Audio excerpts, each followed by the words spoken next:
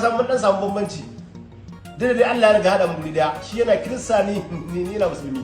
to kaga babu shi babu yanda za a yi ni ba san ilimin da yake magana ba ka gane bakin gurgudo ni dai me aka ce ilimin nan bakin iya abin da zan iya yi nayi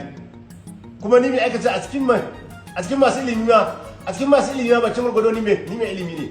dan na taba rike almajirai kaga dan na kusa gardi kafin a ce na bar karatun allo ko kuma ce na kai gardi to kaga ina ganin mu ko anan mu a rijin din mu dai mu a bangaren mu duk wanda ya kai gardi ai kaga ba za ka ce masa amma dai ban san mai ilimi ba da yawan mutane suna faɗin wannan kin ka kama shi me aka ta ko alimtar kai ba zai kai maka ba alamtar kai ba zai iya ba amma wai ya ce maka wai kai jahili ne kila kawai shi yana ganin ya je secondary ne ko kuma ya yi karatun boko ko yana digiri ko yana da masters wannan ba ne aka ce ni ba na mata ya kan ilimin wa'annan saboda duk wanda ka ya ce baka da ilimi to shi kan ilimin nashi ka gane shi kuma wannan kaga mun samu bambanci da shi me aka ce shi ina ganin bai sama mai ilimi ba dan shi kawai abin da ya dauka ilimi boko da ilimi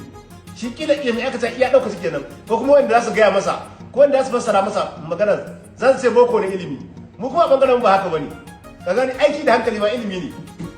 dan shi ne cikakken mara ilimi shi ne cikakken mara tunani dan da ya tunani wannan abin da yayi ya tozarta mahaifiyarsa Najeriya uwa Najeriya dan mahaifiyar shi ma Najeriya ce mahaifiyarta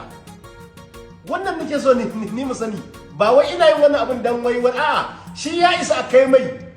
martani saboda inda ya je ya kai abin tozarta mu yayi amma duk wanda suke hayaniya a nan suke neman abincin su ni ba wanda na magana dukkan sanan suna ƙarya cewa gwagwarmaya suke yi dan Allah suke yi su suna yi dan ƙasar ne kuma wallahi ƙarya suke yi dukkan su wasu 'yan siyasa ne suke ba su kuɗi